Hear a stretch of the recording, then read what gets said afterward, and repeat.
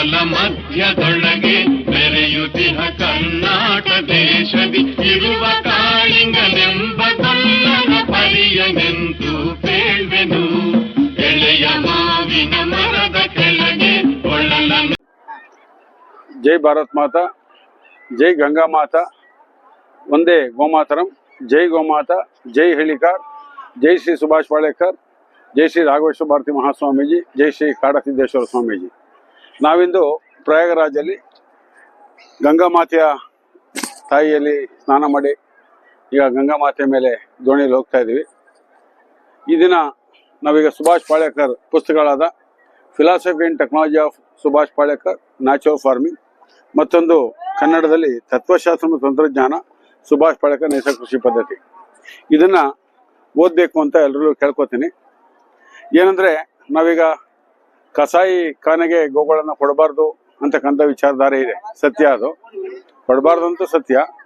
ಆದರೆ ಅದರ ಉಪಯುಕ್ತತೆಯನ್ನು, ಅದನ್ನು ಯಾವ ರೀತಿ ಬಳಸ್ಕೋಬೇಕು ಅನ್ನೋದ್ರ ಬಗ್ಗೆ ಜ್ಞಾನನೂ ಕೊಡಬೇಕು. ಆ ಗೋವಿನ ಯಾರು ನೈಸರ್ಗಿಕ ಕೃಷಿ ಪದ್ಧತಿಯಲ್ಲಿ, ಸುಭಾಷ್ ಪಾಳೇಕರ್ ಕೃಷಿ ಪದ್ಧತಿಯಲ್ಲಿ ಯಾರು ಕೃಷಿ ಉತ್ಪನ್ನವನ್ನು ಬೆಳೀತಾರೆ ಅಂಥವರ ಕೃಷಿ ಉತ್ಪನ್ನವನ್ನು ನಿಮ್ಮ ಮನೆಯ 100 ಭಾಗದಲ್ಲಿ 10 ಭಾಗವನ್ನು ಕೊಂಡುಕೊಂಡು ಆ ಕೃಷಿ ಪದ್ಧತಿ ಅಳವಡಿಸ್ಕೊಂಥ ರೈತರಿಗೆ ಉತ್ತೇಜನ ಕೊಡೋದು ಒಂದು.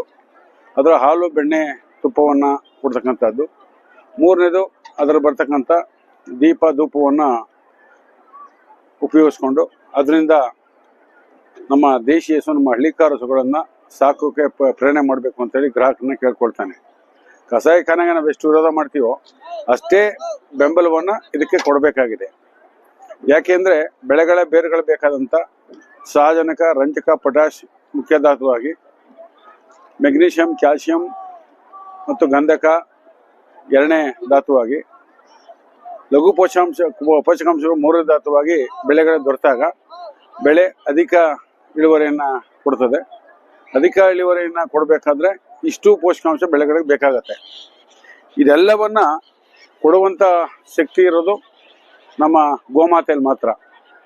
ಅಂದರೆ ನಮ್ಮ ಹಳ್ಳಿಕಾರ ಹಸುವಿನ ಕರುಳಿನಲ್ಲಿ ಇಷ್ಟು ಪ್ರಕಾರದ ಸೂಕ್ಷ್ಮಾಣುಗಳು, ಉಪಯುಕ್ತ ಜೀವಾಣುಗಳು ಇದ್ದಾವೆ. ಅದಕ್ಕೋಸ್ಕರ ನಾವೇನು ಹೇಳ್ತೀವಿ, ನಮ್ಮ ಏನು ಸಮುದ್ರ ಮಂಥನ ಕಾಲದಲ್ಲಿ ಶ್ರೀ ಲಕ್ಷ್ಮೀದೇವಿ ಹೋಗಿ ಬಾಲ್ದ ಸೇರ್ಕೋತಾಳೆ ಅಂತಾರೆ, ನಮ್ಮ ಒಂದು ಪುರಾಣ ಹೇಳುತ್ತೆ. ಅಂದರೆ ಆ ಸಗಣಿ ಮತ್ತು ಗೋಮೂತ್ರದ ಮುಖಾಂತರ ಅಷ್ಟು ಜೀವಾಣು ಸೂಕ್ಷ್ಮಾಣುಗಳನ್ನು ಆ ಗೋಮಾತೆ ನಮಗೆಲ್ಲ ಕೊಡ್ತಾ ಇದ್ದಾಳೆ. ಅಷ್ಟು ಪವಿತ್ರವಾದದ್ದು, ಅಷ್ಟು ಬಲಿಷ್ಠವಾದದ್ದು. ಅಂಥ ಮಹಾನ್ ಗೋಮಾತೆಯನ್ನು ಉಳಿಸ್ಕೊಳ್ಳುವಂಥ ಕರ್ತವ್ಯ ಪ್ರತಿಯೊಬ್ಬ ಗೋಪ್ರಿಯರಿಗಿರಬೇಕು. ಇಲ್ಲಿ ಕೇವಲ ರೈತರು ಮಾತ್ರ ಅಲ್ಲ, ಬಂಜೆಯಾದ ಮತ್ತು ತಾಯಿಯಾಗದ, ಬಂಜೆಯಾದ ಮತ್ತು ಮುದಿಯಾದ ರಾಸುಗಳಲ್ಲಿ ಉತ್ಕೃಷ್ಟ ಗುಣಮಟ್ಟದ, ಅತ್ಯಂತ ಉತ್ಕೃಷ್ಟ ಗುಣಮಟ್ಟದ ಸಗಣಿ ಮತ್ತು ಗೋಮೂತ್ರ ದೊರಕೋದ್ರಿಂದ ಅಂತಹ ರಾಸುಗಳನ್ನು ಸಾಕುವಂಥದ್ದು, ಅದನ್ನು ಕಾಪಾಡುವಂಥದ್ದು, ತನ್ನ ಕೊನೆ ಉಸಿರು ಇರೋವರೆಗೆ ಅದು ಕೊಡ್ತಕ್ಕಂಥದ್ದು ಗಂಜಲ ಮತ್ತು ಗೋಮೂತ್ರ.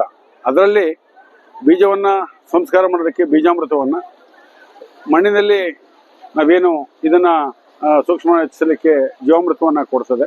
ಅದಕ್ಕೋಸ್ಕರ ಸಾಯುವವರೆಗೂ ಸಾಕಬೇಕು. ನಮ್ಮ ಸುಭಾಷ್ ಪಾಳೇಕರ್ ಕೃಷಿ ಪದ್ಧತಿಯ ಜೀವಾಮೃತ, ಹಸಿರಲೆ ಗೊಬ್ಬರ ಅಥವಾ ಹೊದಿಕೆ ನಾವೇನು ಹೇಳ್ತೀವಿ, ಮಣ್ಣಿನ ಹೊದಿಕೆ, ಜೀವಂತ ಹೊದಿಕೆ, ಒಣ ಹೊದಿಕೆ ಮತ್ತು ತೇವಾಂಶ.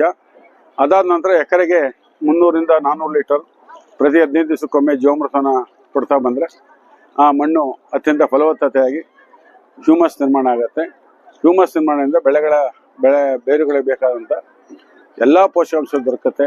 ಹಾಗಾಗಿ ನಮ್ಮ ಮುಂದಿನ ಜನಾಂಗಕ್ಕೆ ನಮ್ಮ ಆರೋಗ್ಯಕರ ಮಣ್ಣನ್ನು ಹಸ್ತಾಂತರಿಸಬೇಕು ಅಂತಂದರೆ ಸುಭಾಷ್ ಪಾಳೇಕರ್ ಕೃಷಿ ಪದ್ಧತಿಯಲ್ಲಿ ಅನುಸರಿಸ್ತಕ್ಕಂಥ ಕೃಷಿ ಉತ್ಪನ್ನಗಳು ಬಳಸುವಂಥದ್ದು, ಹಾಲು, ತುಪ್ಪ, ಬೆಣ್ಣೆ ದೇಶೀಯ ಹಸು ಉಪಯೋಗಿಸುವಂಥದ್ದು ಮತ್ತು ಧೂಪ ದೀಪವನ್ನು ದೇಶೀಯ ಹಸುವಿನ ಸಗಣಿಯಲ್ಲಿ ತಯಾರು ಮಾಡುವಂಥ ಧೂಪ ದೀಪವನ್ನು, ಪಂಚಗವ್ಯವನ್ನು ಉಪಯೋಗಿಸುವಂಥ ಕೆಲಸ ಆಗಬೇಕು ಅಂತ ಹೇಳ್ತಾ ಈ ನಮ್ಮ ಗಂಗಾ ಮಾತೆಯ ಮಡಿಲಲ್ಲಿ ಈ ಒಂದು ಮಾತನ್ನು ಹೇಳ್ತಾ ಇದ್ದೀನಿ.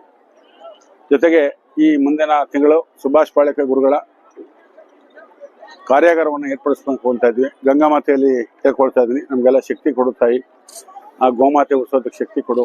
ಮುಂದಿನ ಏನಿವತ್ತು ಆರ್ಭಟ ಇದೆ ನಮ್ಮ ಈ ಒಂದು ಸೀಮೆ ಹಸುವುದು, ಇದು ಆರ್ಭಟ ಕಡಿಮೆ ಆಗಿ ನಮ್ಮ ದೇಶೀಯ ಹಸುವಿನ ಆರ್ಭಟ ಜಾಸ್ತಿ ಆಗಬೇಕು ಅಂತ ಕೇಳ್ಕೊಳ್ತಾ, ಅದರಿಂದ ನಮ್ಮ ಮಣ್ಣಿನ ಆರೋಗ್ಯ, ಪರಿಸರದ ಆರೋಗ್ಯ, ನೆಲ ಸಂರಕ್ಷಣೆ, ಜಲ ಸಂರಕ್ಷಣೆ, ವಾಯು ಸಂರಕ್ಷಣೆ, ಪರಿಸರ ಸಂರಕ್ಷಣೆ, ಜೀವ ವೈವಿಧ್ಯದ ಸಂರಕ್ಷಣೆ, ಜನಾರೋಗ್ಯ ಸಂರಕ್ಷಣೆ, ಜಾನುವಾರು ಆರೋಗ್ಯ ಸಂರಕ್ಷಣೆ, ಇಡೀ ದೇಶದ ಸಂರಕ್ಷಣೆ ಆಗಬೇಕು. ಮುಂದಿನ ನಮ್ಮ ಪೀಳಿಗೆ ಅತ್ಯಂತ ಬಲಿಷ್ಠವಾಗಿ ಆರೋಗ್ಯವಂತರಾಗಿ ಇರಬೇಕು.